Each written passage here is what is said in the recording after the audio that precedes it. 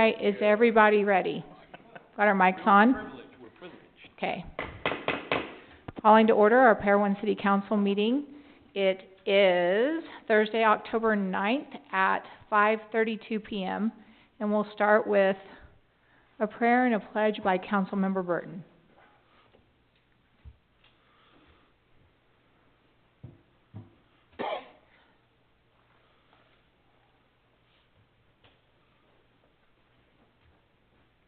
Our Father in heaven, we are indeed grateful to Thee for all of our blessings, that Thou bestows upon us each and every day.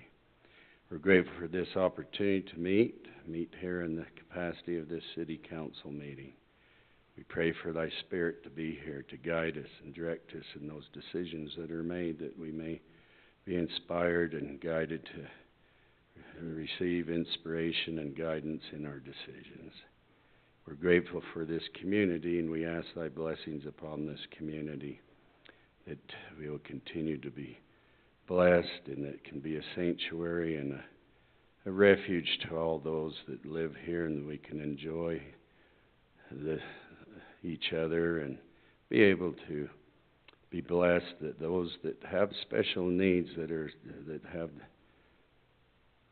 trials or problems in their lives, that they can search out Thy help and receive it according to Thy will and their faith. We are grateful for all we have, Heavenly Father. We're grateful for the moisture that we receive, and pray that Thou will watch over us and bless us this winter with the moisture that we need for a snowpack, and be able to sustain us and rejuvenate this area, our ranges, and our snow and our watersheds. We are grateful to Thee for all we have, and pray for Thy Spirit this night, that there will be guidance and direction and civility, and that we will be productive in the responsibilities that we have. And we ask these blessings, thanking Thee for all others, in the name of Jesus Christ. Amen. Amen. Would you please stand and follow me in the Pledge of Allegiance? I pledge allegiance to the flag of the United States of America and to the republic for which it stands, one nation, under God, indivisible, with liberty and justice for all. Thank you. Thanks, David. Thank you, Dave. Thank you. All right. Well done. Do we have any conflicts or personal interest on any of the agenda items by the council members? No, Mayor. All right, and at this time, I think we could strike on item number 12 under action. That is not an ordinance. So if you have the agenda that shows that as an ordinance, you can strike that off of your... the agenda item's still going to happen, it's just not an ordinance. It's just not an ordinance. So I just thought at the top of the agenda. It's an agreement, correct? Correct. All right, now it's time for public comment. If you're here to share a comment, you have 3 minutes to do so. You can introduce yourself by name and proceed with your comments. All right, seeing nobody approaching, we can move now into our consent agenda. These are items that are administrative in nature and usually approved by one motion. We have item number 5, which is the approval of the special City Council work meeting from 9/19/2005 and regular meeting minutes from 9/25/2025. Item 6, which is the approval of the warrant register for September 25th, 2025. And item number 7, the approval of the financial statement for September of 2025. Mayor, I move to approve the consent agenda's items numbers 5 through 7. I'll second that. All those in favor? Aye. Aye. Any opposed? All right, that motion carries. Moving now into our action agenda. These are items that will end in a vote or the potential of a vote. Item number 8 is the possible approval of the Fremont Solar Power Purchase Agreement, and this is Resolution 2025-08. And we have our Power Director here if he needs to share anything new with us, and otherwise we talked about this a lot last council meeting, so be open to discussion and or a motion. Well, I'll make a motion to approve the Fremont Solar Power Purchase Agreement. I'll second it. All those in favor? Aye. Aye. And we'll do a roll call vote. Okay, we will start. I had all my notes and everything. We'll start with Councilmember Burton. David Burton, aye. Sharon Downey, aye. John Dean, aye. David Harris, aye. Rochelle Topham, aye. All right, that motion carries. We'll now move to item number 9, which is the possible adoption of subdivision open space ordinance, and this is ordinance 2025-14. And we have been prepared with 2 different versions. Hopefully you've had those in You your want me to packet. address those? So, Yes. where we last left off, we had some discussion and there was, some difference of opinion on how to go about whether to do a flat percentage across the different zones or whether to do a tiered. I'm gonna go ahead and swap the screen, Kelly. So basically what we have is we have 2 separate ordinances, one that has a flat rate and one that has a tiered structure with no open space being required in either of them for the the rural estate zone. The main change would be whether we have a graduated scale, R1, R1A, and A1 would be 1.5, R2 would be 3%, and R3 would be 5%.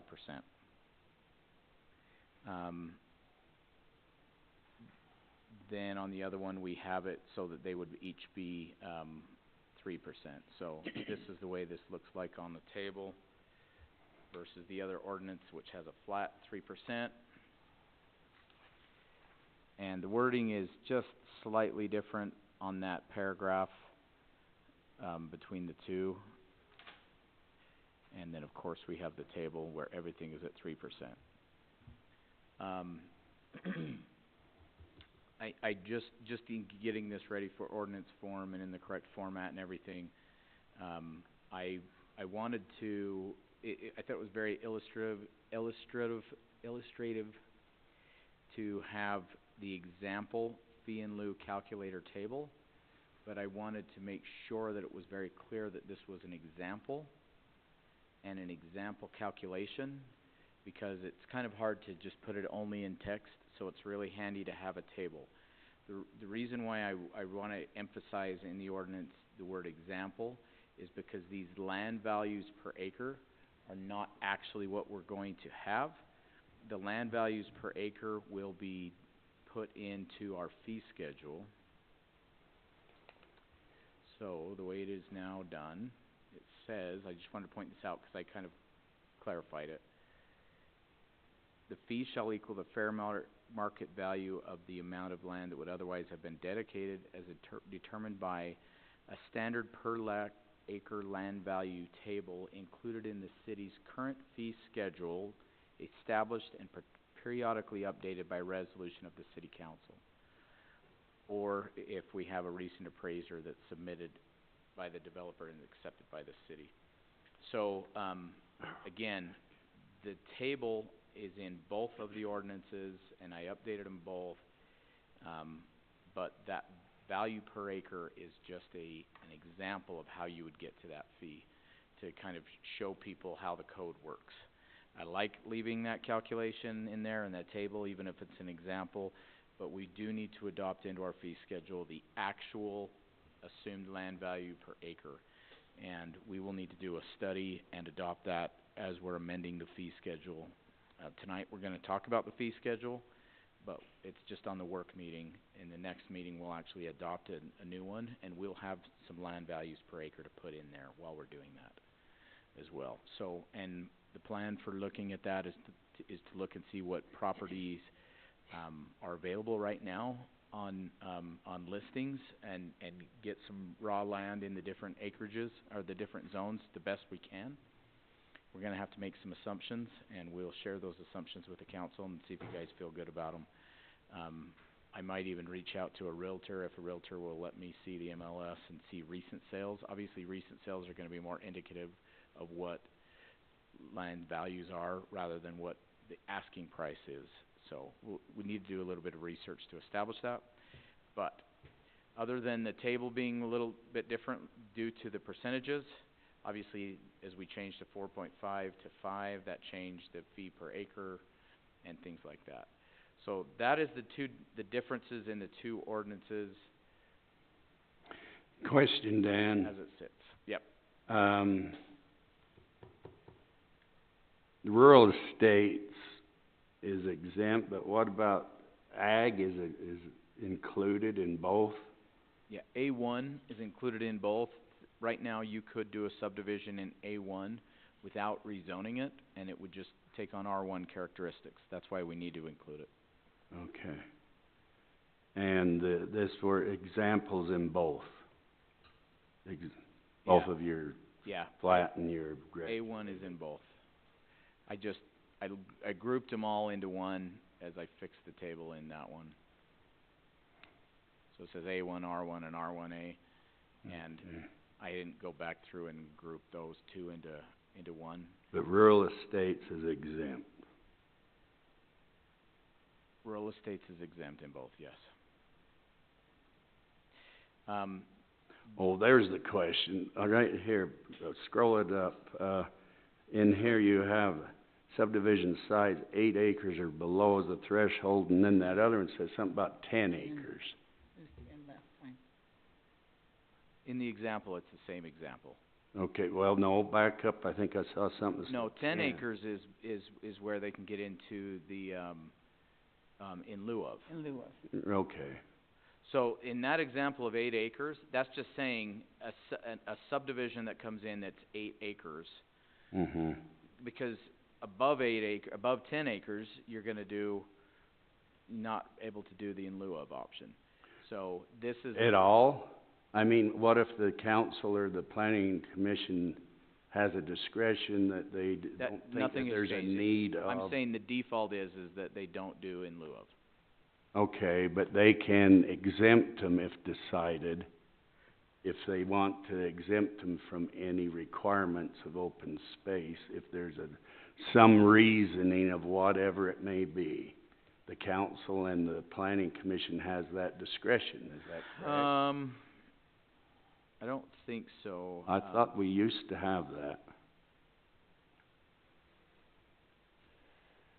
That was just if there was if you say that if there was a reason, whatever it is, that they didn't think there was that would be, the right thing to do, they could exempt that open space requirement. Mm-mm. We talked about allowing an exemption if they were to do, and this was the concept that the mayor wanted to consider, was if they were to make some improvements to parks and put some improvements in, we could give them a credit towards that. But short of that, if it's larger than 10 acres, they have to do it. So there is no discretion. I thought there was originally. But this is what it says. For subdivisions under 10 acres, no, that's what I was gonna say, inconsistent. The discretion that was included very early on was one of those loopholes we were trying to close, Okay. which we then did close.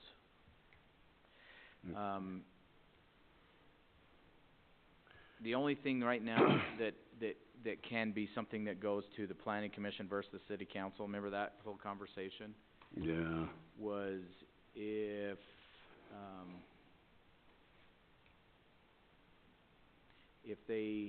they want to appeal it, if a developer disputes the land value set by the city, the developer may submit an independent appraisal for review and final determination by the city council.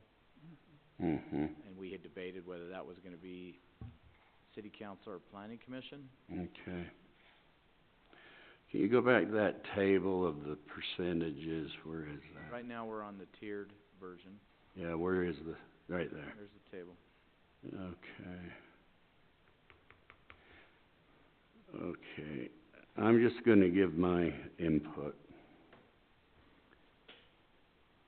I agree with the graduated terms. I've looked at it and studied it with going to 5% on R3, but I also think that we should stay with 3% on everything else.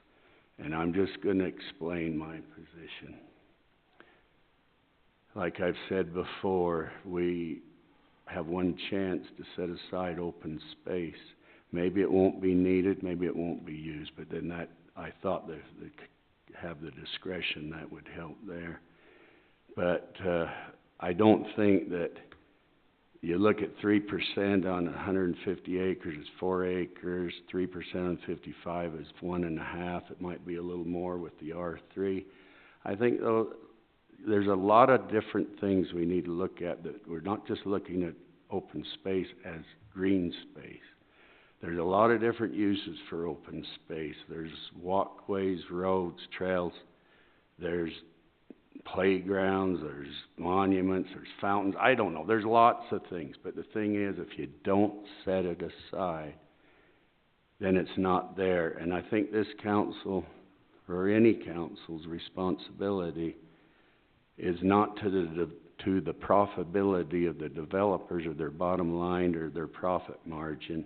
It's to the city, the citizens of this city, and the character and the integrity of this city in the future. And whatever that may be, I don't know. But you need to have vision, you need to have try to set things aside so that those in the future, if they need be, it's there to do whatever is necessary. So I looked at this and I thought, fine, but I have to agree with the tiered in the fact that we raise the R3 to 5 and leave the A1, R1, and the R1A, if they're all included, with the R2 at 3.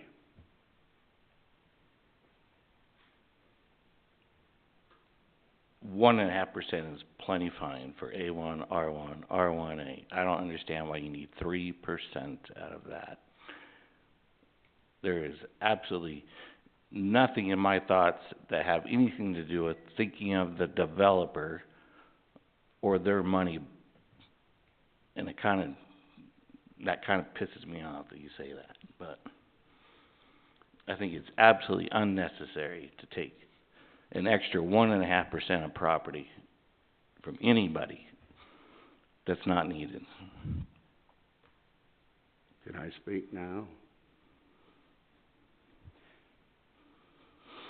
Like I said, we don't know what is going to be needed in the future. If you don't set it aside, it won't be there. And there's a lot of different uses. And if you don't care about setting that much aside, and you're not thinking of the developer, who you're thinking about? I'm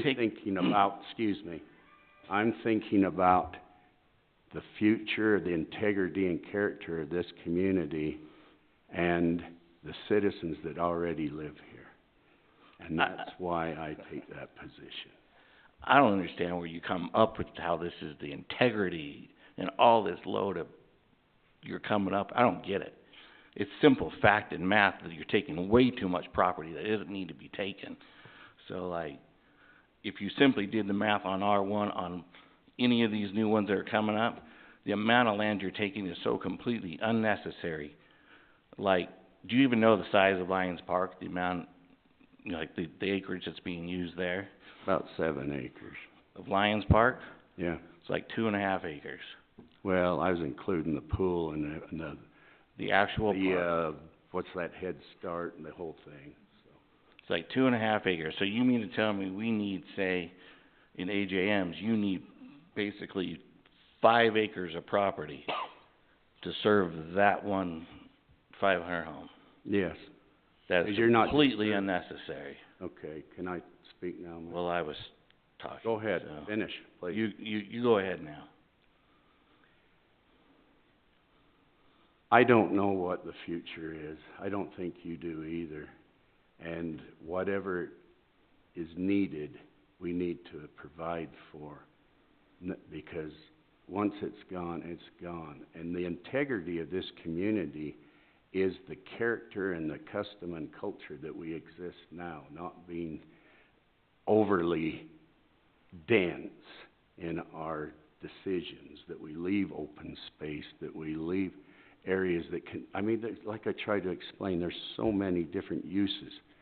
we haven't even attempted to do that now with trails and walkways and I don't know, playgrounds, but, you know, fountains, monuments, there's numerous things that can be done, and will come in the future. I don't know. But that's why I'm asking that we plan. You can always go back, but you can't ever go forward. Once you take that, or they use it, it's gone. But then in the future, if somebody decides we don't need that, we'd rather have houses there, I guess they can make that decision then. But you can't take those houses and uproot them and provide open space after you've allowed that. It's simple fact that you're taking too much property from someone that you don't have the right to take. There's a point where you're taking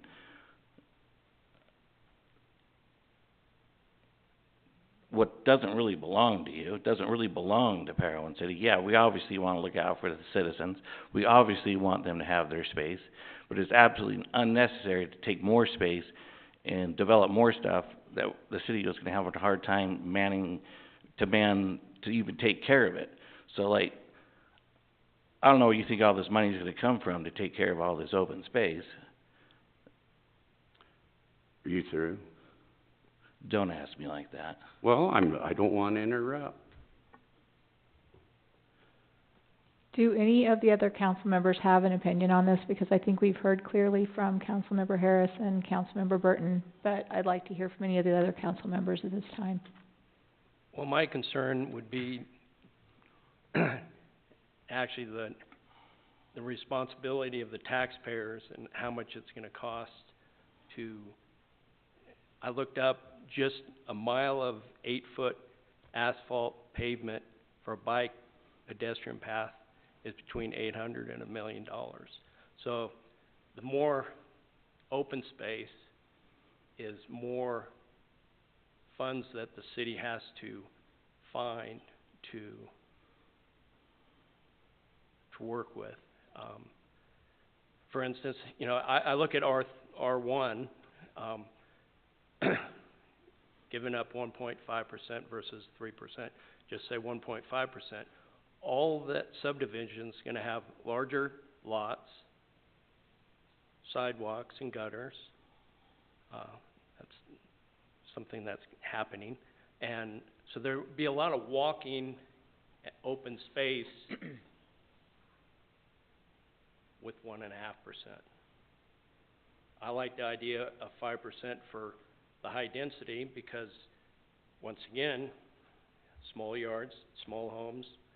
If it's more affordable for new home buyers with family, they're going to need a place to go. And maybe the R3 will have advantage of maybe less than 5% if they do put in some kind of facility.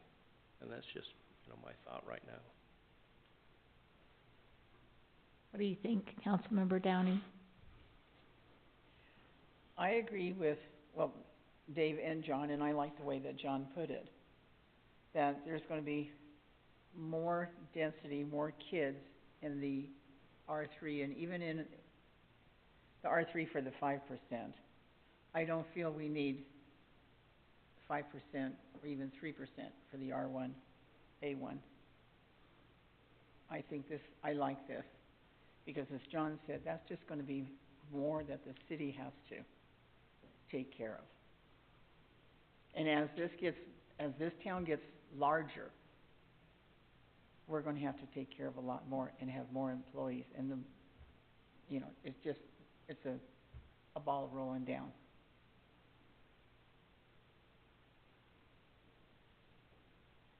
What do you think, Councilmember Topham? I have lots of thoughts. No, I don't think there's not one person on this council that does not want to keep the integrity and the shape of Parowan. And nobody here wants to ruin the heritage that we have and the way that it looks and feels. And I think we are taking good steps to make that so.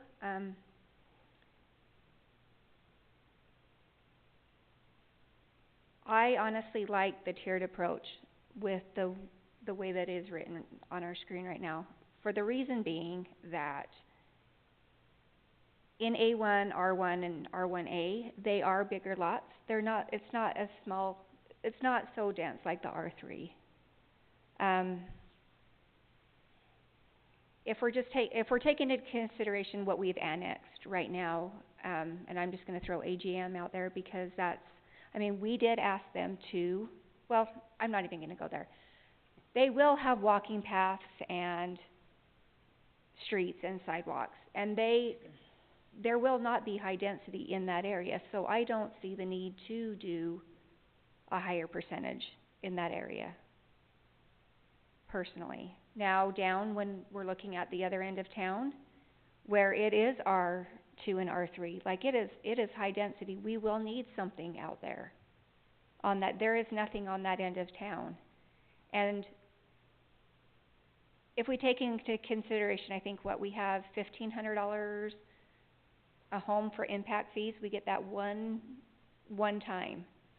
To build a park is so expensive if that's what we choose to do with that land that we take for open space.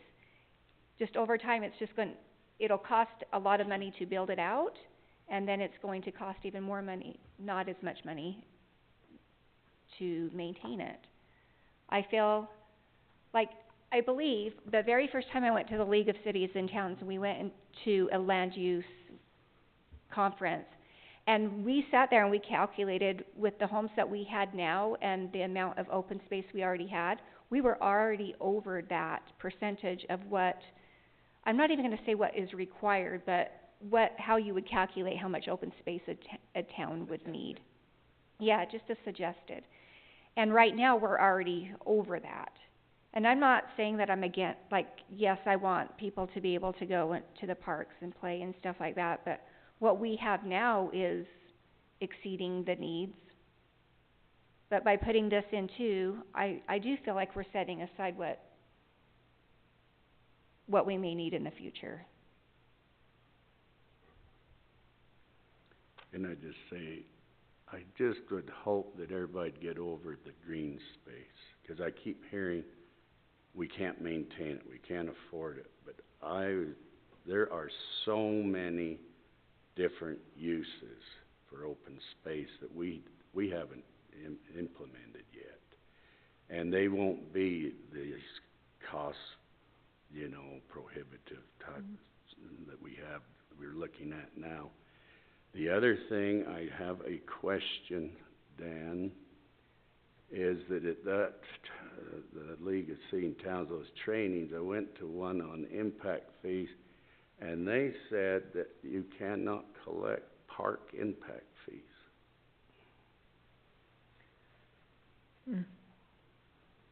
So I was kind of set back, and I wanted... I didn't go to that breakout, but yeah, I don't know why that would be the case, because we can totally collect park impact fees. There must be some that's what I thought. caveat there. They said you can't.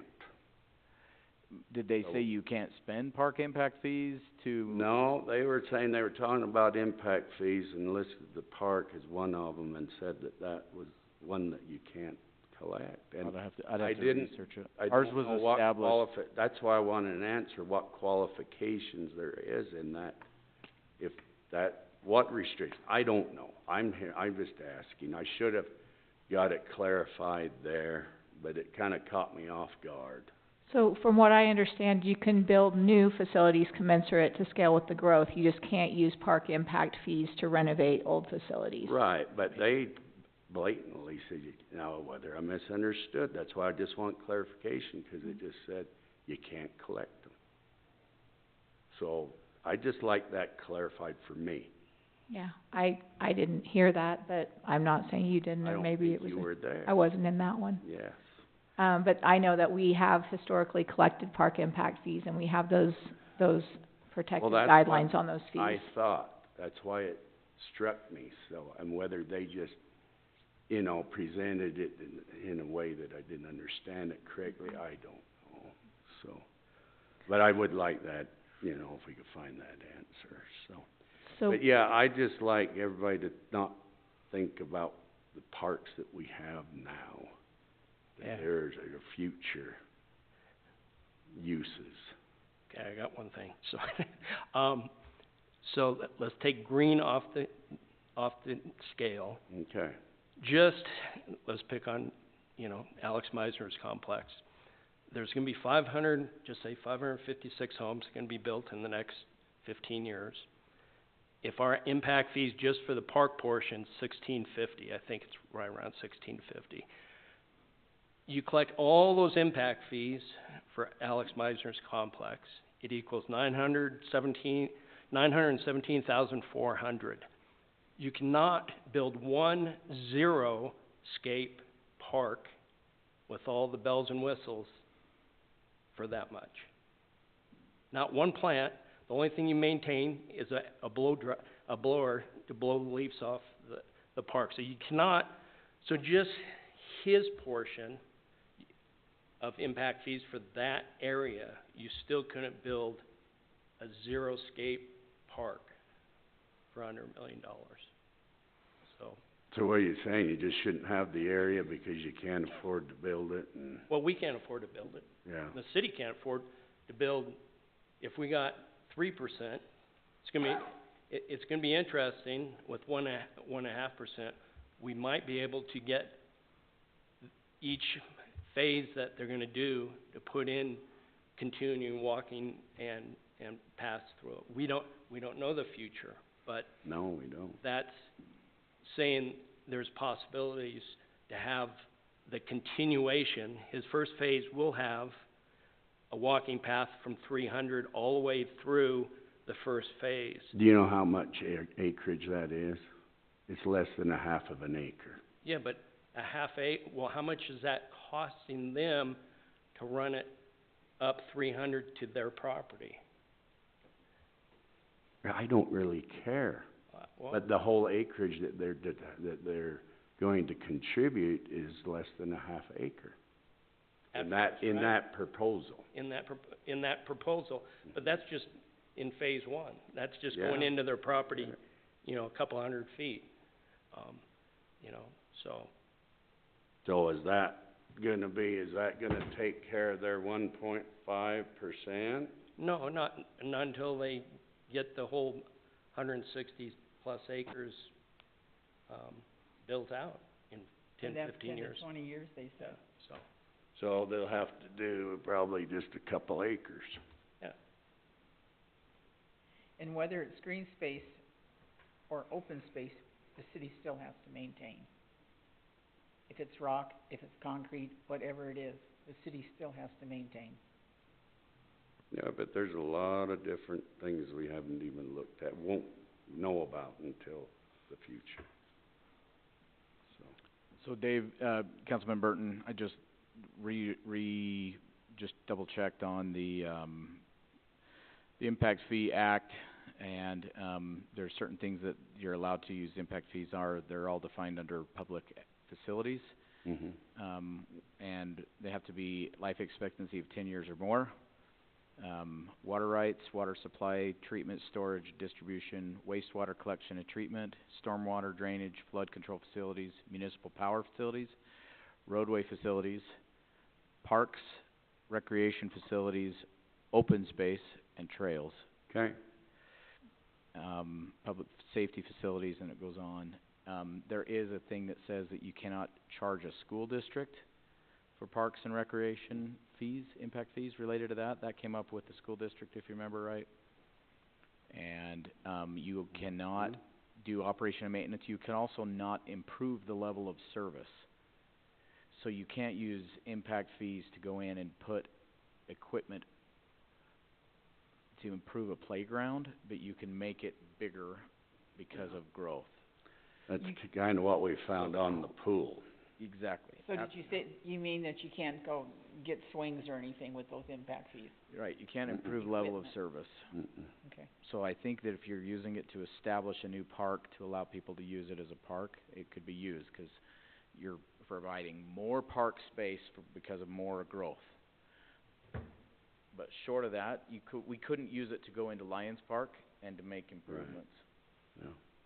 And maybe that's what they were clarifying. And Just clarification for me, could you expand a playground with it if it was seen as something that needed to be used by more people with a smaller, you know, you have like a small play set, for instance, but you wanna make it house twice as many or 3 times as many people. I think you're right on the ragged edge of, between level of service and growth. Okay, I was just curious. So that's a hard one. I mean, we used impact fees, on the pool because we were expanding how many people that it could facilitate, Mhm.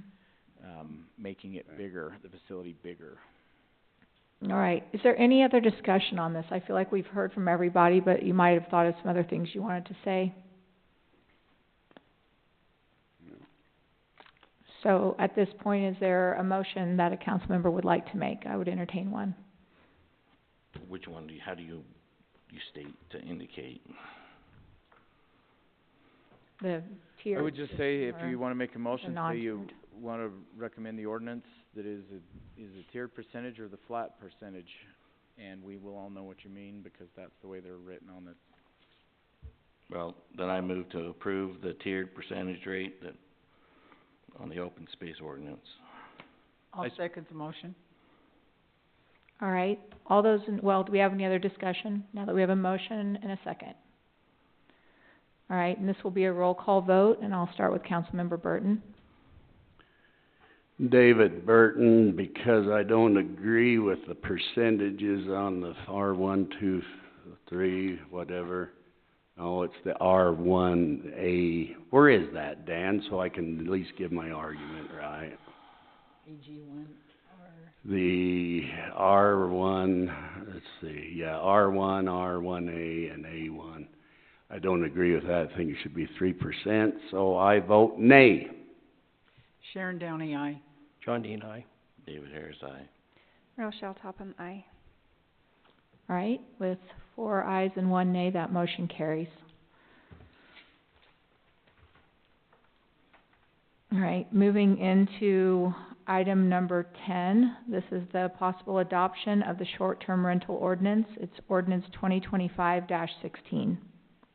One thing I wanna point out, just as I was getting this ready for ordinance form, when you create an ordinance, you have to put when the ordinance takes effect, the effective date, and we hadn't really talked about that, but I would like to propose that we make this ordinance effective January 1st, giving us time to set up the administrative back end to be able to do permitting, have the application period. We need to get our inspection form resolved, adopt the fee schedule, which the fee schedule is the least concerning, because we'll do that in the next meeting. But we just need administratively some time to set this up so that current owners of short-term rentals can know when they can be expected to have come in and filled out a form and all of that. We're gonna wanna get some communications out to them to let them know of the new ordinance, what the requirements are, that they need to post the good neighbor policy. So if you feel like 2.5 months is enough time to get up and running in that, I just kind of arbitrarily picked a number that we needed to set a date. I thought the first of the new year would be a good date. So that's pretty much the only thing I wanted to say. Other than that, it's the way we talked about it.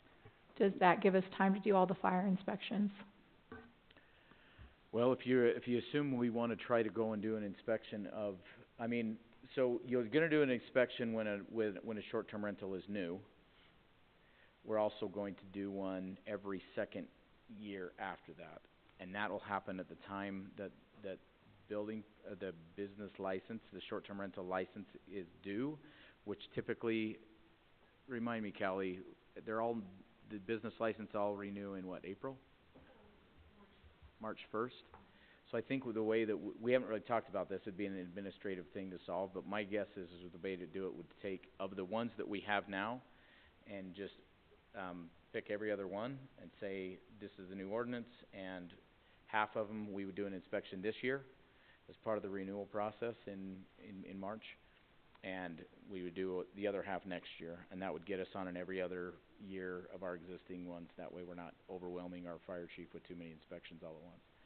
But we would do that as a part of a renewal. In fact, I would suggest that we even say that the effective date is January 1st, but, or we make the effective date Like in March? in March when our normal business renewals come up. Unless we wanna have short-term rental licenses be at a different time frame.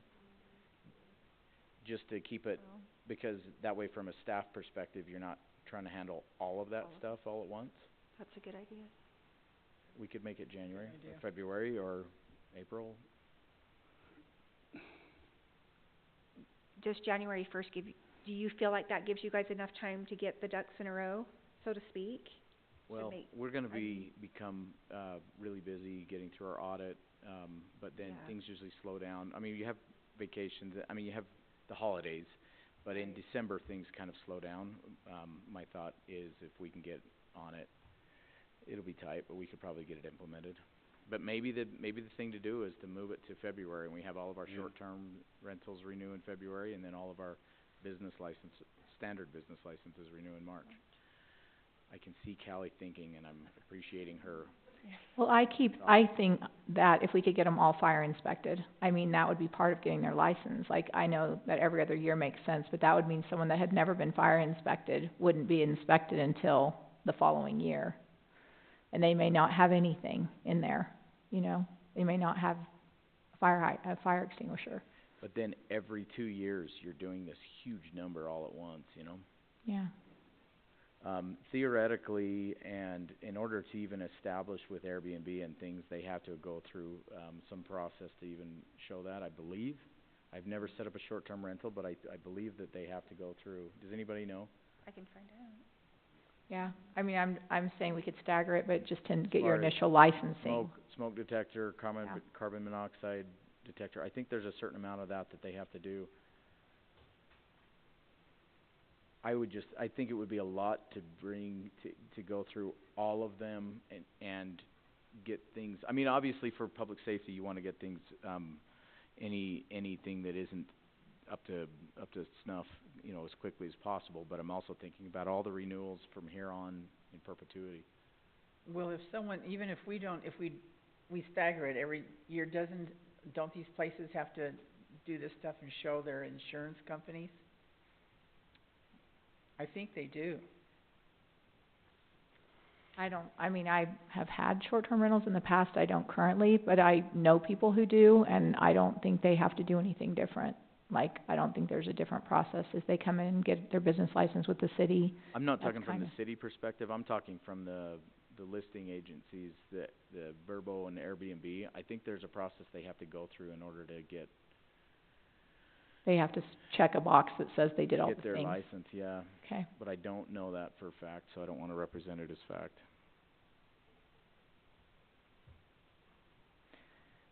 Well, so if we like January first, I mean, I'm looking at it in terms of logistics and like we said, the business license renewals.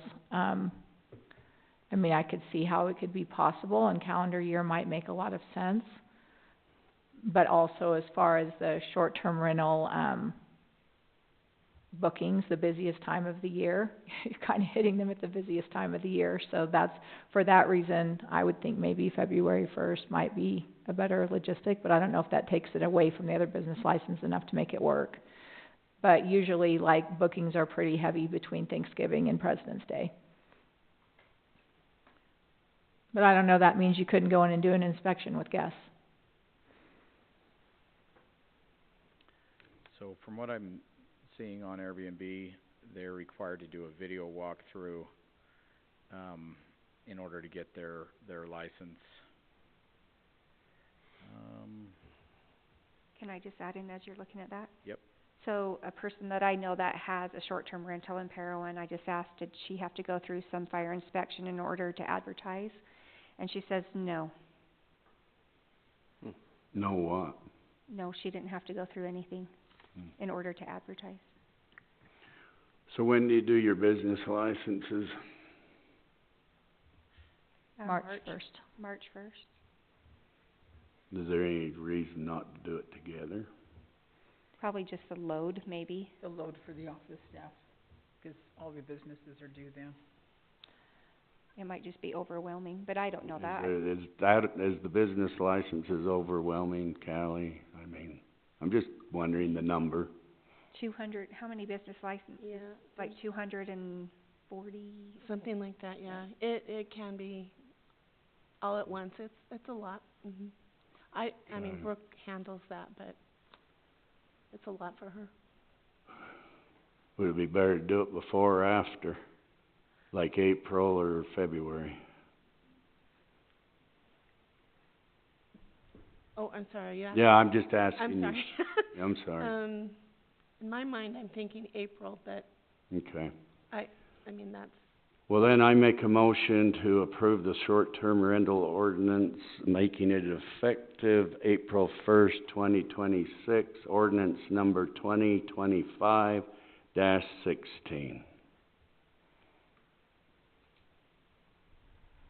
I'll second. Is it 16 or dash 15? Didn't I say 16? The Well, it No. says 16 on here, but maybe it is. The ordinances got fixed. Oh, and that's right, you fixed them and I pulled up my original Word document. You're correct, Dave. So which is it? It's 16. You're right. Okay. I sent it over as a Word document to And- Kelly, and then the ordinances numbers got shifted. Did we get a second? Well, let's do this, then I've got a question. Okay.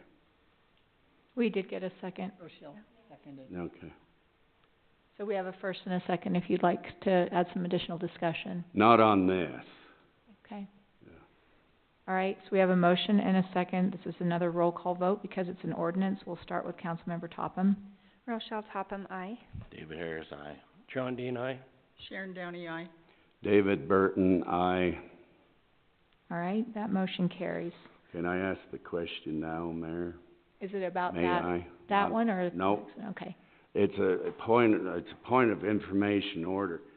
Like when the last motion, we should always list the ordinance. And I don't think we did in the last, we just said approve the tiered, but we didn't list the ordinance number. And so we should do that when we make a motion for a ordinance. So do we need to list that, or what should we do on that open space? Because we didn't list the ordinance number. in the We motion. identified it by item number, but we can redo that. I mean, if you wanna have that on the minutes.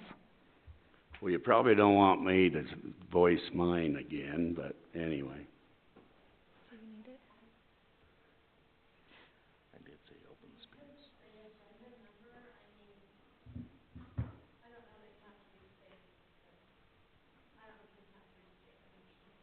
Okay.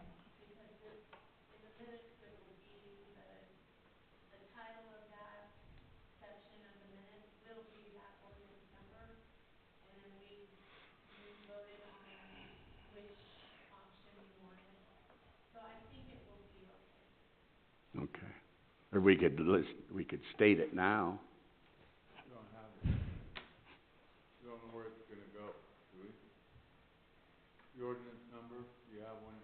Yeah. Yeah, it was the original, the open space was ordinance number 2025-15. The one we just approved was 2025-16.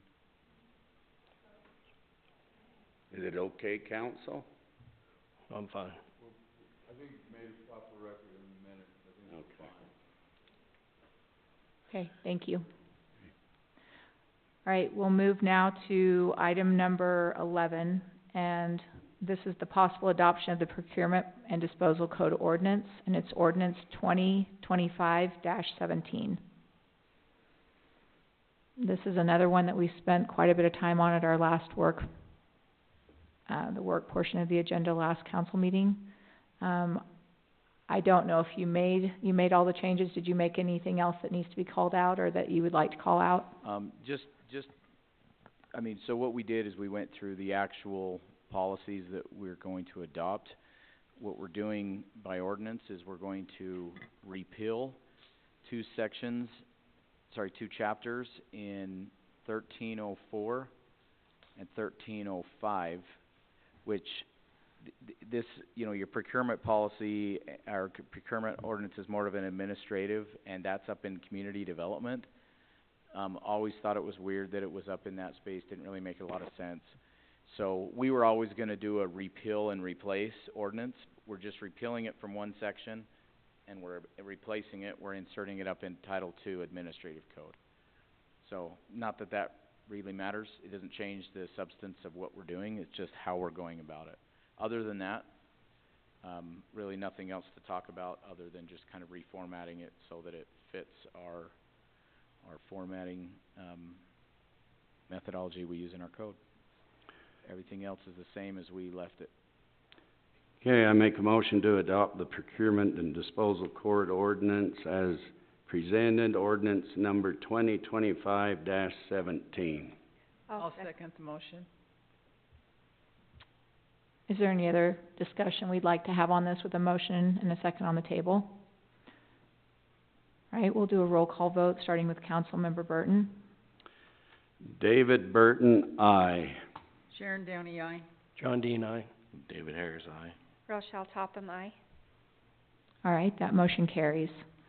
And just as we were going through all these different ordinances and reviewing them, and we did pretty long work meetings on, some of them we've been working on for a few years, I had a thought, as I looked at this evening's agenda, and actually well before today. Some of these we may consider as a council, putting back kind of to look at again to see how they live in 6 months or a year. Maybe we have like an ongoing tracking mechanism that we go, how did this go in 6 months, or how did this go in a year?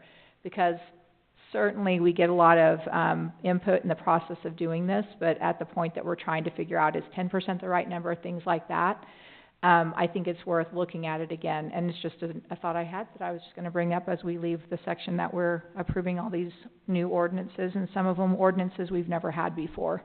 This is the first time Parowan's had a short-term rental ordinance, for example. So that's just a thought. So we'll move to item number 12, and this is the possible approval of the CWS cooperative agreement. So in on the work meeting agenda that we had last time, I had the parenthetical phrase, fire, something or other. This is the agreement with the state. CWS stands for Cooperative Wildfire Agreement. It's funny, The it's WUI. cooperative. It includes talking about the WUI. It's bigger than the WUI, but yes. And we talked about this in detail last time as well.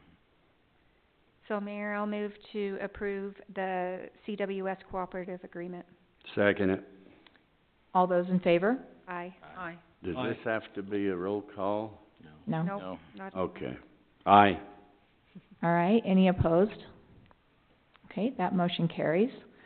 We'll move to item 13. This is the possible approval of the KG Stock LC Development Agreement Amendment. This is one we also had on our work meeting. We had a public hearing, and what else would you like to talk about around it tonight? Do you have any other points to point out? No, we had the public hearing last time, but we didn't have it on the agenda to take action. So we're just now ready to take action. All right, with that, if there's no other discussion, a motion? Well, I'll make a motion to approve the KG Stock LC Development Agreement Amendment. Second. All those in favor? Aye. Aye. Aye. Any opposed? All right, that motion carries.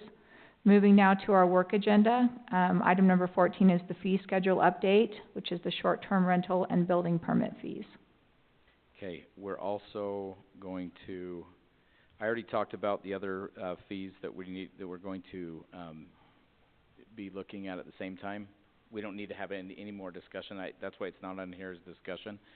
But we're going to have on the proposal to vote on, the open space, land valuation fees is gonna be on there as well. But as far as the fee schedule update, real quick, we're gonna cover short-term rental, 'cause that can be done quickly, and then, we have Keith is gonna do a presentation on building permit fees. So short-term rental fees, all I'm gonna do is just bring up where we last left this off. I haven't heard any input on this since. I think we're good to go. But we're only gonna adjust the fee schedule once, so I'm just reminding us of what we decided, in case there's any questions or discussions. Otherwise, that'll go, come into the fee schedule to amend it the way you see it.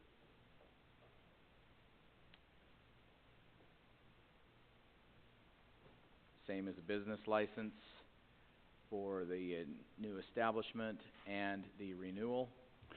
Dan, would that due by December 31st change because we decided April 1st, or is that still gonna It'll be within this fiscal year, and we adopt the fee schedule for a fiscal year. Okay. So we'll be fine. But we're amending the fee schedule mid-year, so that's fine. As long as we get this put into the fee schedule before we actually need to start charging the fees, we're good. Okay. Thank you. Yep. Any discussion about that? Okay, nothing's changed, so now we'll talk building permit stuff. Just as Keith is getting set up and Callie's gonna put up his PowerPoint. While that's coming up, as we are taking the building permits back in-house, we cannot collect fees for building permits until we actually have it in our fee schedule. The fee schedule is determined for a building permit fee is a fairly complex process using a formula. Keith and I have done some work. Keith has put together a presentation to try to help us understand how that process is calculated. A lot of times people think that it's just on a whim. We charge one building permit for this home and a different one for that home. It has nothing to do with who it is or anything. It actually has to do, the basis for the variable nature of the fee is how much work that is going to be created by the city to do all the inspections, plan review fees, how many times Keith is gonna have to go out. The more complexity you have with electrical, with plumbing, with mechanical, and square footage is going to increase the fee because it's ultimately how much work of staff time and administrative time is gonna have to be done. So we are proposing that we follow the best practice and standard methodology that is used. There's tables and process in the ICC and in the International Building Code, and also Utah has some recommendations. So we're just proposing that we follow what everybody does. Yep. Keith, take her away. Yep, and I've spoken with, Brady with My City Inspect, who runs probably the biggest program, here in Utah for the building permit fee process, and she assures me that, yeah, that this is just the formulation that 99.9% of the municipalities follow. So we'd like to do the same. It will also create less of a culture shock as we transition away from the county, as it's the same formulation that they use. So as you can see, it's kind of a four-step process here. Number one being assigning a building valuation, which is not an arbitrary number we stab at. It's actually provided by the International Code Council twice a year. They put out a spreadsheet that we will utilize. And before I say we will utilize, I'll just say that most municipalities don't twice a year go in and change that. So we'll have to take a look at that and decide how often we're gonna reassign. We'll probably building just review valuation it when data. we do the fee schedule every year and say, should we update it? Yep. The way we're gonna word it is that we will use the most recent, and that's the way we'll actually put it in our fee schedule in a text form, which will allow us to just use the most recent without coming back to the council. Yep. Excuse me, Keith, did you say do or don't? Do. Do. Do. Thank you. Right, and so the second part of that formula is calculating the building fee. So you take that building valuation data, and that's assigned per building type, a school being different than a single-family residence, obviously. And the International Code Council provides a fee schedule that assesses a dollar value per square foot that we'll then break it down to. And then on top of that, we'll assess the variable fees that we have outlined here to create that final building permit fee. It looks confusing, it is confusing. Good night. So this is what the building valuation data looks like that the ICC provides, and you can see that they break it out by building type on the side. And then the numbers across the top there are a building's fire efficiency rating. So 1A being the most fireproof building, 5B there at the end being basically your stick-built home. Think of that, traditional wood frame construction. And so I've actually highlighted here the number that we're gonna use in the example that we'll get to here in a couple slides, of the valuation of the per square foot value, of a single-family residence. And then this is the second part of that, equation, is the valuation based on, or the breakdown based on the valuation price. This comes from the 2021 International Residential Code table.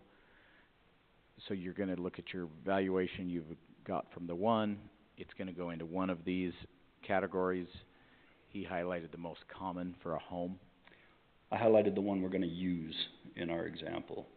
Well, wouldn't we use, in the example, yeah. We would use any one of these depending, if you're building a On the shed value of the house. for $1,500, it's gonna be $24. Library, yeah. So you said this is 2021, is that Yep, that's accurate today? That's the most recent. that's the code, Most. that's the code that Okay. that we are using in this area. So here's that example, and we're using a 2,000 square foot home. So has this thing got a pointer on it, Cal? Does this have a pointer on it? Check that out. We can't, I found the button. we can't see the pointer unless we turn around and look at it. Okay. Madam Mayor, do you wanna turn to look at that? Sure. I'm kidding. So a 2,000 square foot home, using that number of $170.80 per square foot, gives you a total building valuation of $341,600.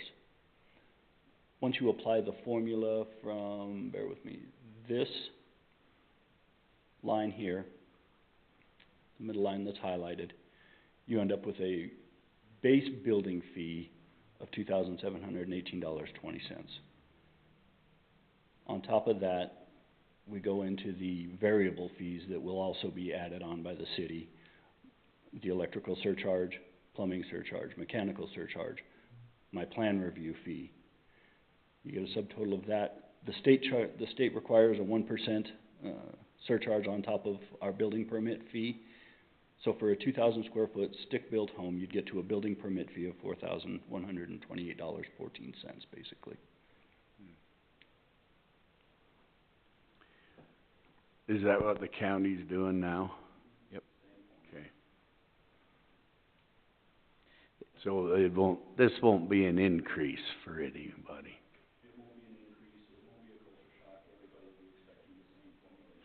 Okay.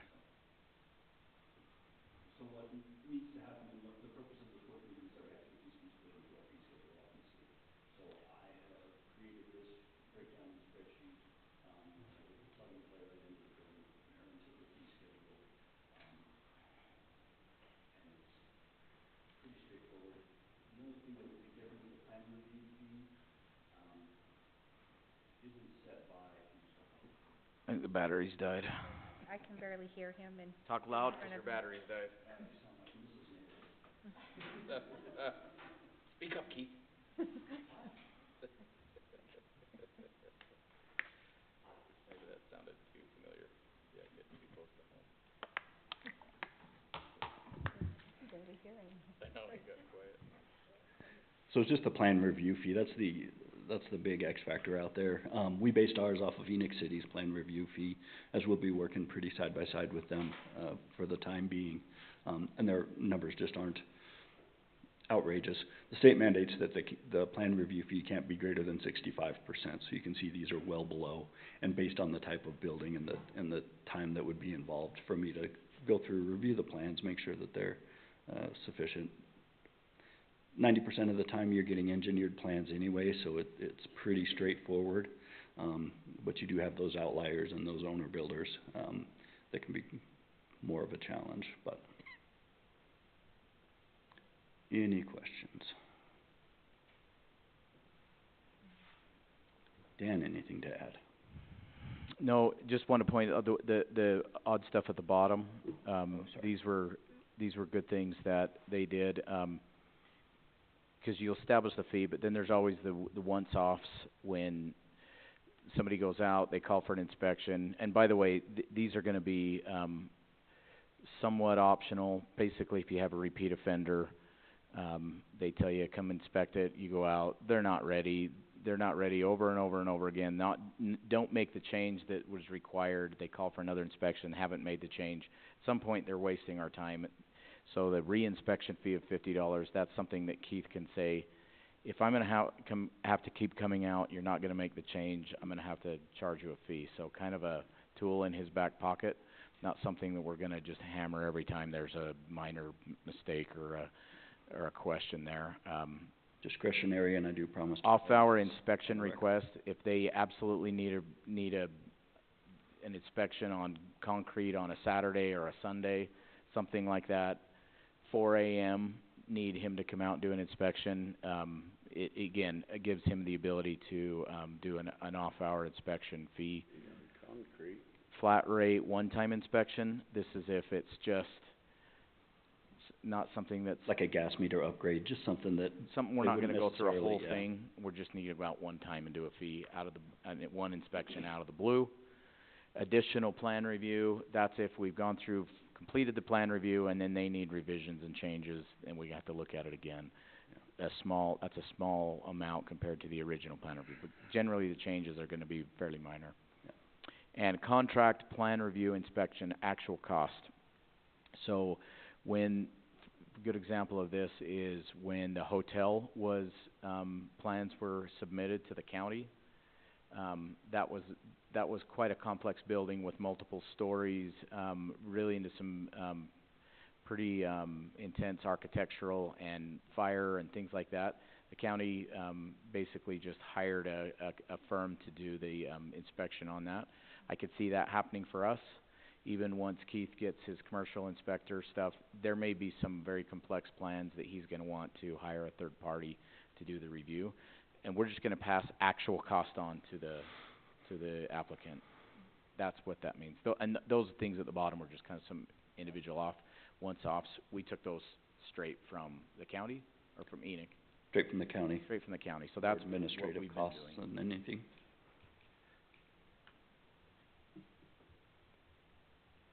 Looks good. Looks job. confusing. Yeah. I wasn't a math major, so I struggled with this. Dan grabbed it. Well, if it is an increase, then I say it's good. Right, does the council have any other questions for Keith? Not for Keith, but I have a question about a fee, Dan. Yeah. We discussed, we had the discussion about a fee for shutting off water. You remember that discussion? Yeah. And so if it is a leak or something on the property owner's side that requires it to be shut off, Yep. then there should be discretion so that they're not charged for that shut off. As with most of our fees that are kind of, not a standard, typical, everyday fee, where we have them in there. Some fees in there we do use on a discretionary basis. Now, we have to be careful using discretion with fees. You can't charge something to one person and not charge it to something else. Well, no, but when like it comes we to something discussed, where we're trying to use judgment to see whether the fee applies in this situation or not, sometimes they can be. yeah, this fee, as we discussed, was to be for somebody that routinely has their water shut off for convenience and when they're gone on vacation or whatever. But we're talking when there's a maintenance problem, when there's a leak on that person's, Yeah. on that side of the meter, and they have to have it shut off, they shouldn't be charged. Right, and I couldn't see us charging. Well- Oh, you're saying if it's on the customer side? Well, either way, because they have to have it shut off. It's not their option, so to speak. So I remember we Convenient. fully discussed and litigated this, and we put it in the fee schedule. I can't remember which way it was put into the fee schedule. Well, we put it in that they'll be charged to have it shut off, but I think there should be some language that says that if it's requires for maintenance, for a leak, for whatever, and it's not out of convenience, that they should not be charged, 'cause you don't want their water running and not, and, you know, you want them to come shut it off. I've had this happen on my side and had to have the city come and shut it off. And you have to do that, not out of your convenience.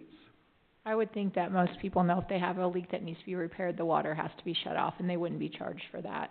But if it's because you call and say, I'm going out of town and I want you to shut my water off. I get it, and I've said that, but I'm saying it should be in there. You wanna have language in there Yes. that's discretionary, or that it's never charged? No, maybe listing why, so that it's not out of convenience or out of anything, but other than if it is necessary to, I'm looking. for a leak or something that's required because of the, you know, inconvenience, I guess.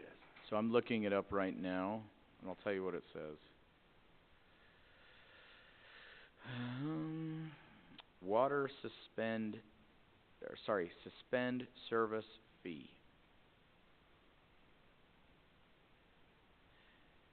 $25 per occurrence. Then we have water on-off fee. You ready for this? This is what we're talking about. After four occurrences in one calendar year, $25 each. We then put in parentheses, no charges for emergency shutoff. Okay, I did not see that, so is that added? That was what the language was put in after that whole conversation. Okay, I okay. put it in the meeting, and then, Okay. and then sent that to Callie the next day as the adopted piece. Okay, so it's in there, so we don't need to So worry it's about also that. no charges for Okay. emergency shutoff. Yep. Thank you. All right, perfect. Thank you. Thanks for pulling that up. All right, let's look at item 15. It's been a bit, so I'm really interested in hearing reports, updates, and old business follow-up. And we will start with Councilmember Topham. Sure. Okay, so I'm just gonna talk about the stuff that is not already passed that we, yeah, anyway. All right, well, actually, I'll take that back. Thank you, Keith. Keith, Okay. you're moving better. All right, so I was able to attend the Parowan Fieldhouse ribbon cutting that was clear the beginning of September. What an amazing building inside. If you haven't been able to go in, go talk to Tony Robinson at the high school and she'll let you go in and go for a little walk around. But it is, you don't know the magnitude of what it looks inside until you actually go in there.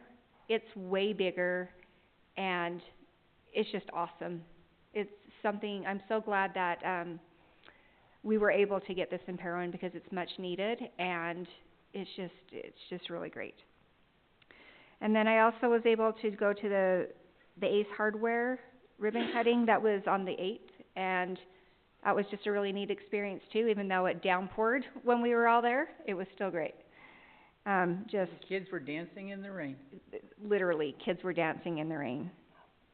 And it's just, I don't know, just a great addition to Parowan, and I know everybody's been wanting it. So I'm glad that it's here. Amen. Yes.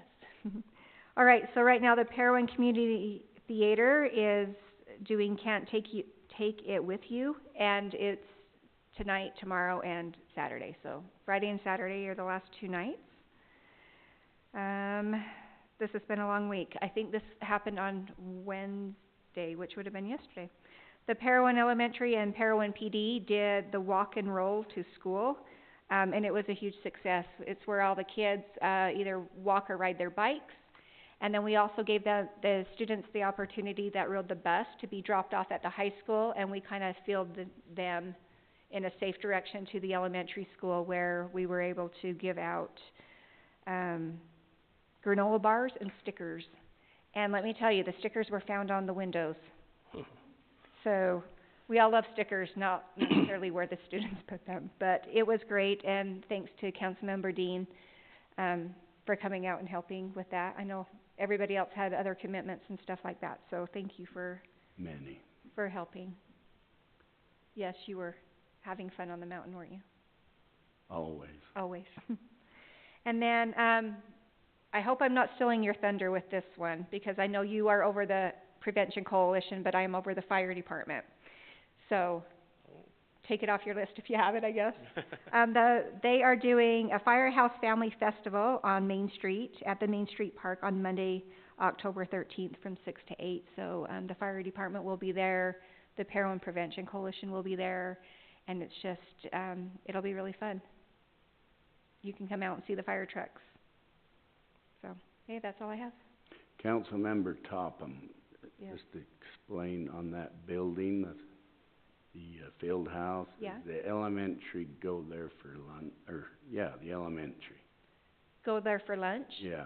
No, we have our own lunchroom, and we've been feeding the high school for as long as I can Right, remember. right. So, just the high school eats over there, but we are able to take our PE over there.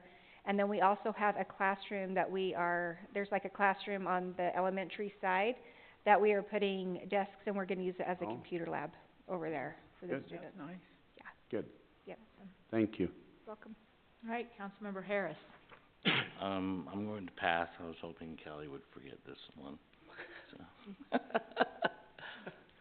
It was the first thing I looked for on the agenda. I don't know why. I was like, is it on there? Okay.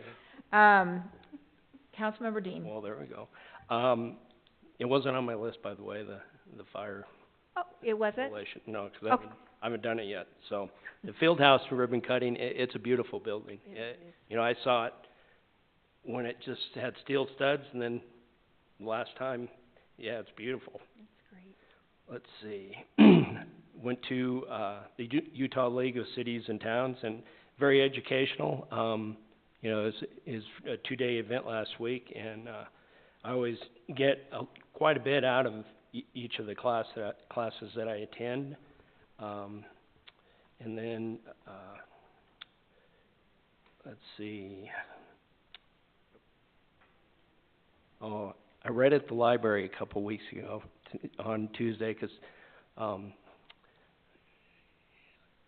they just asked me to, and I learned that I cannot read upside down, and with bifocals, I can't read upside down or sideways. So, hopefully the parents didn't think I was illiterate trying to read these little books to these little people, but we had a good time, and, it was fun. So, I have to practice, I guess, a little bit to read upside down. And then went to the, Iron County, Transportation event tonight, and once again, you know, it's information that people, it'd be nice to have everybody attend things like that, to know what's going on in Iron County and, with roads and things like that. So it's always, you know, once again, anytime I can take the time to learn and you know, be a better city council person, I take that to heart. Thank you. Councilmember Downey. I didn't have anything, but a shout out for Fall Fest, Saturday. Everybody needs to go. All right, Councilmember Burton. Okay, the last time planning and zoning met, they talked about the fence ordinance. Everything else we've kinda covered and, you know, addressed here. The Historic Preservation Committee's still working on some signage by the liquor store up there behind the old Mercantile. And, the water recharge project, the bid is out. It's gonna be in next week, isn't it, Dan? On Tuesday? What's that? The bid on the Bid recharge. opening is Tuesday at 3 3 o'clock. Yeah, okay. What else? Yeah, dittos on all the ribbon cuttings, these are all great things in Parowan, the hardware store and the field house. I attended Utah League of City Towns also, and it was I enjoyed it. They had a lot of different, breakouts that I was able to, you know, attend and get some good information from, and I appreciate that. The cemetery, there's still plans on getting that fence complete. Aldo and I have met with the BLM, and we're working with them on trying to do some acquisition of some BLM property for the cities for expansion of the cemetery. So, I'm trying to think anything else.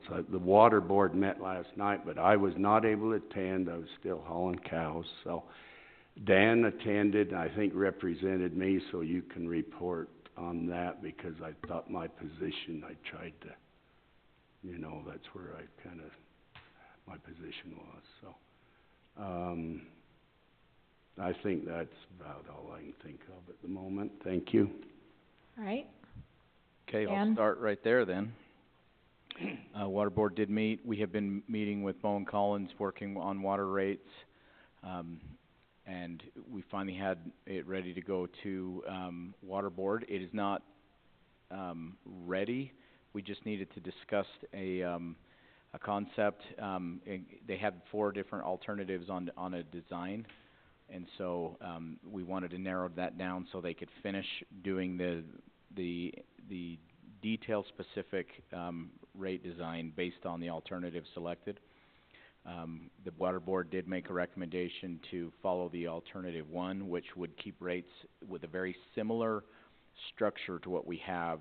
Namely, you pay a base rate, and the base rate includes a certain number of gallons, without any additional cost, and that number is 5,000 gallons.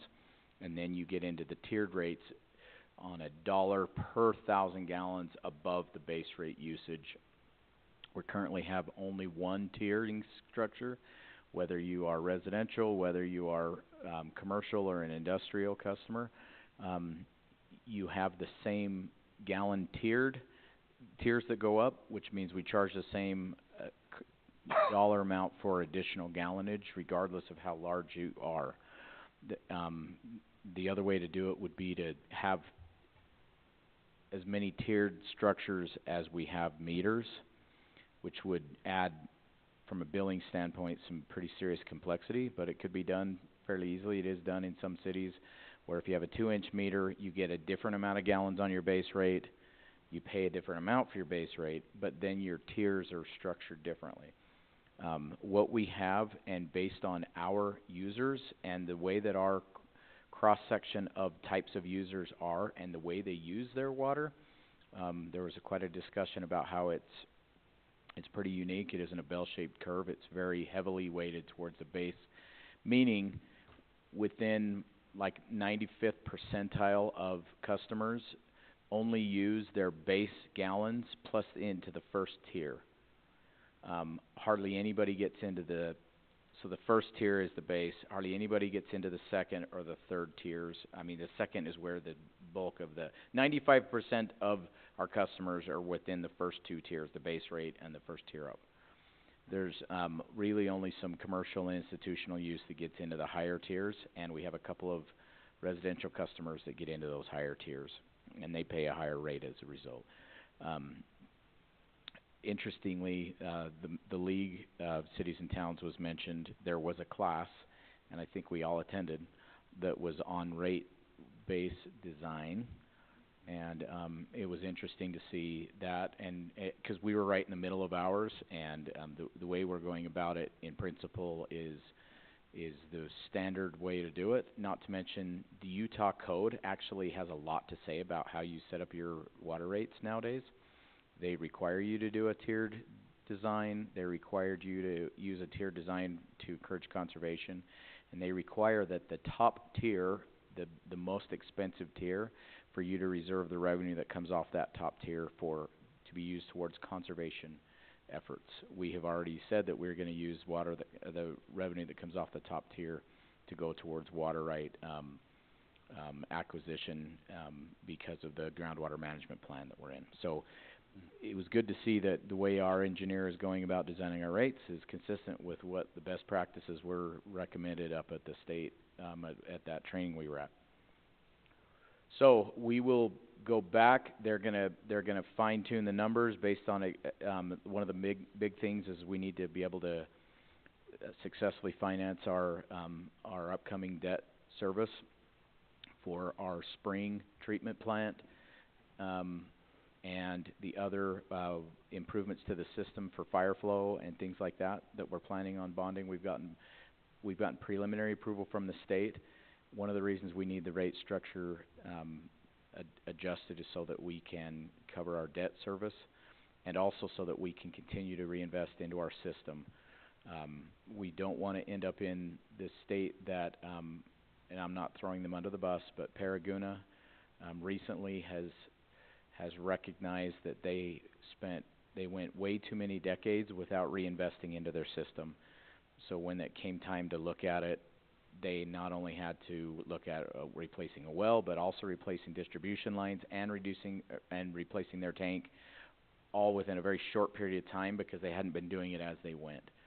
And so they were reaching out, trying to get special emergency funding and help from the state on that. So our new rate structure will allow us to be able to replace fire hydrants as needed, to upsize some of our smaller lines as needed, and to frankly replace water tanks and replace wells as it reach their end of life. So it's really nice to work with a company like Bowen Collins that is really good at what they do. So the next thing, it'll come back to Water Board. I don't know if it'll be done by the next Water Board meeting. I anticipate it will. We're having regular meetings with them. They will look at it, give it the thumbs up, ask if there are any changes, and then send it on to City Council, and so we'll look at it. By the way, the estimated rate increases that they're looking at seem to be very reasonable. We're not looking at some extreme increases, so. Question. I'm not gonna give you any more information than that. Yeah. Question and statement. Up there at the league at that breakout, they said to be very conservative on your rates and your rate increases. The other thing is, did they discuss in that water board meeting last night any flat increases per month, per customer, type of thing? Like $3, $5, whatever. Yeah, that's what that was alternative one, is we keep the same rate structure and we just make an adjustment to the base. Yeah. Okay. And it's a tolerable adjustment, and the nice thing Right. about it, because we have such a high percentage of our customers that are in those lower tiers, and because of our PI system, we couldn't do it with a Right. adjusted rate increase. It needed to be a base Yeah. rate increase, which And is fair across the board. the other thing is, like I mentioned in my text to you, that we had a fee on water rates because of the meters that we took off. Mm-hmm. And so that could maybe be evaluated, acknowledge of reinstatement without, really. You know what he's causing- talking about, that $5. The $5 fee. Yeah. Okay.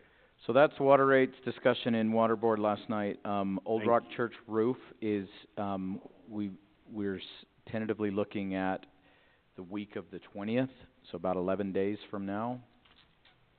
I'm excited about the plan. Can I say what the plan is? 'Cause it's Go cool. for it.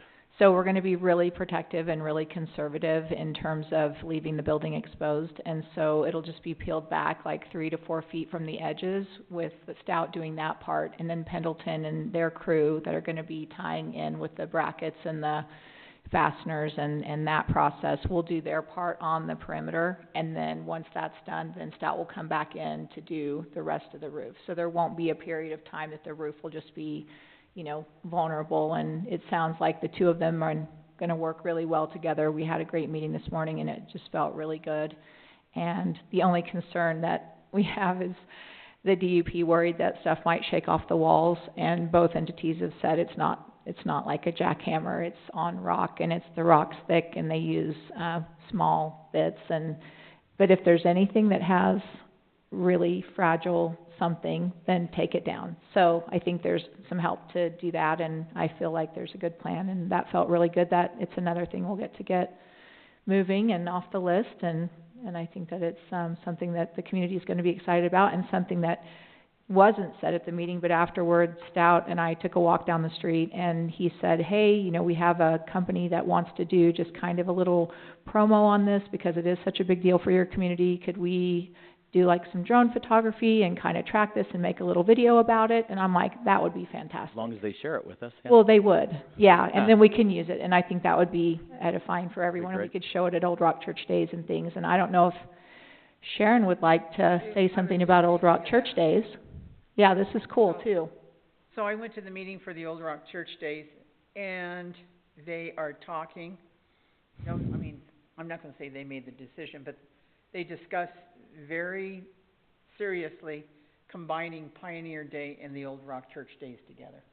And they should do the 250, you know, that celebration, and too, they should combine it all.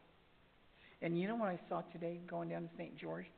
You know where the old airport was up on top of the hill? Mhm. They got a big banner, America 250. Oh, nice. That is really neat. I wish we could do something like Yeah. that. That is cool. I didn't see it. What do you think about that, combining it with the 250, the Old Rock Church Days and Pioneer Day? I need to look at the calendar for what we have for that month, 'cause you know, we have an event every month and it might just already kind of be only- scheduled. The only thing I have about that is we wanna, Just together, not a Mhm. separate day. Because the effort on the people doing Old Rock Church Days, it was to a point that they said, we're not gonna do this if it's us. So to combine it with Pioneer Day, it's similar in concept in that you've got artisans showing you how to make things and all of that. It's actually a great fit. So I was glad that you were able to go to the meeting and talk about that. actually, the word I used was when they discussed it, President Gale, I said, did you talk to the mayor today? 'Cause that's exactly what she talked about in the office that afternoon. It's just so much effort and feeding everybody and doing everything, but we could still auction pies and cakes and do all the favorite things from Old Rock Church Days. It would be really, really great. It about killed him, it really did. Or they, Yes, he's both did sides. did they discuss some successors? You were there. No, not really. Because they have to figure this all out. It's all on the planning stage still. But I had to talk about the roof, so sorry for jumping in. I feel like I jumped in, then you jumped in, then you jumped in. I'm good, I'm just Okay. waiting. But I was glad. I didn't like the idea of that roof being off for any amount of time because our weather's been, you know, Karen's nervous about Yeah. that, she's told me. but So, Well, and that Rochelle brings us and right back to home. Rochelle and Jeremy are praying that it doesn't rain on Saturday, right? Yes, my son is getting married on Saturday, so between the hours of like 3 and like 8 o'clock, let's just not have any rain. Just for that period of time, that's it. I'll make that motion. So the reason why the 20th has been selected is because it looks, and weather's hard to forecast, but from the 10-day outlook, it looks like it gets back down to the 1 to 2% chance. And they are going to have a plan to cover it with tarps if need be, so hopefully That's the 20th of this month. of October. a week from Monday. So, Transportation Expo was today. If anybody got to go down there, I saw Councilman Dean and his wife, and the mayor was there with a name badge around her neck as well. We didn't have a lot of people. In order to get the Transportation Expo to be really successful, you need a really controversial project. But it was really good. Almost all of the major entities around were involved in UDOT, and it was really good to see what's going on in the county. So maybe, and it's gonna be an annual thing, so you can go next year if you didn't get the chance. We do expect to, hopefully award the airport FBO contract and start negotiations on the next agenda. It was requested that we do background checks on, the 2 of the 3 that are unknown to us, and so those are ongoing. Speaking of rain, and flooding, we are ready for quick mobilization if we need to do sandbags.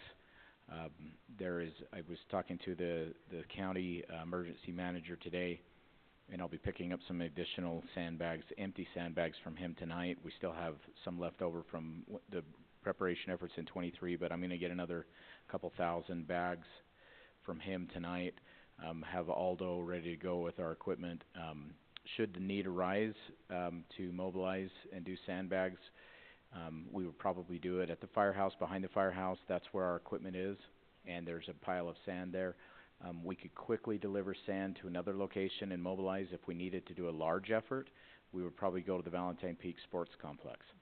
So should the need arise, even in the middle of the night, we would send out a reverse 911 and tell everybody if it was needed for immediate. Other than that, would do it in the daytime. There's no room over there tonight. No.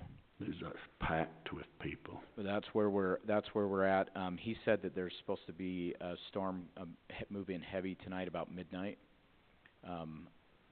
NOAA NOAA is saying that we should get heavy rain, potentially 2 to 3 inches. It's like Russian roulette to know exactly where it's gonna hit hard.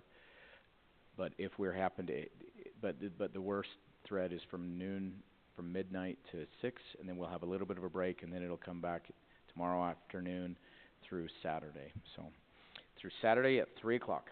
That's it, and then be done. And then we're done. Just no snow yet. The last thing that I have is Main Street Bridge is going to go out to advertise October 18th. Woohoo. I was so happy to tell people that asked at the transportation thing that this has been 5 years, 6 years in the making, and it's going out to bid on the 18th. In the next meeting, we will have an agenda item, and we're going to invite the public to come out and to see the final design. I have some large papers that we can put out on the table, and we can answer any other questions, so the public can see what's gonna be designed and how that's gonna work Council meeting? in council meeting. That'd be great. Okay, I'll go fast. EDA grant, we're right on the edge of being able to submit that. That's the airport road and airport infrastructure. We did go to a meeting where we presented our project to the Inland Port Committee, and that will be voted on next month. And that was, during the One Utah Summit, they tucked a meeting in there because everybody, that needed to be there was in the area mostly. So that went well. It was well received. I was grateful for the representation that we had there. We also have, I just noted this. On that subject, Yeah. also the rural communities, what's that grant that's Yeah, going along with the EDA grant? It's 2 grant applications at the same time. The Governor's Office of, Economic Opportunity. Opportunity. Rural communities, It's our other match money. Yep. Yeah. 2 of them. I'm going to, ask that we send a letter out to all of our short-term rentals to let them know their deadline for getting their fire inspections and all of that, so that during the course of the next few months, they'll hopefully come in, and then as we get closer, we'll send something else out. But I really would like to see them all with everything they need in their homes and places that we need to have them keep their guests safe.